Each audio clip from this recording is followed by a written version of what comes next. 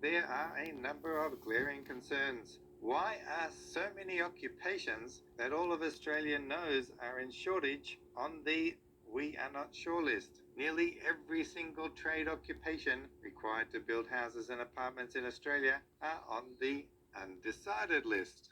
Let's take a look at that We Are Not Sure list. Renderers, roof tiler, wall and floor tiler, air conditioning and mechanical services plumber, roof plumber, fire protection plumber, electrician, air conditioning mechanic, bricklayer, stonemason, carpenter, joiner, floor finishers, painters, glazier, and plasterer. Without all these occupations, we might as well set up tent cities. I mean, there has been so many calls from construction industry representatives that if we want to build houses, we will need tradespeople by the busload. With 14 towers and more than 2,000 apartments, developer Bill Berger knows Australia's housing crisis better than most, and its message is blunt. This industry needs that skilled labour, and we can't get it fast enough with homegrown. I'm sure Engineers Australia and the Australian Computer Society are writing scathing submissions too for all those professional occupations earmarked to discuss.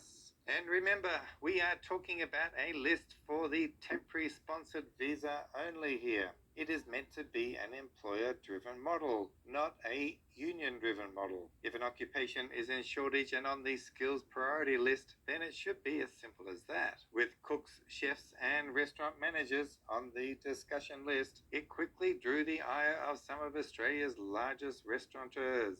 Have a listen to this ABC report for a minute, and you'll see what I mean. Your enthusiasm sounds quite infectious, but you do also have challenges. As you're opening your new restaurant, you're trying to source staff.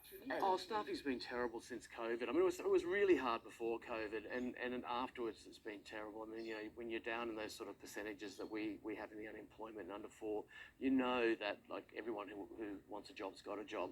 So for me, I'm not like getting the money for the business or having the concept or having the customers come, that doesn't keep me up at night. It's finding 190 staff for Songbird and hearing the government talk about the skills visa changing and taking people like, assistant restaurant managers off and certain levels of chefs. The main thing to highlight about this proposed CSOL is that we do not believe that these occupations up for consultation are really in danger of being excluded from the final list. We have seen discussion lists like this before, many times over many years, and in the end, nearly all the occupations end up staying on the list. This list is certainly no reflection of those occupations available for permanent residency visas. And now, some of the migration political drama that occurred this week. There were calls from all over the place for the Home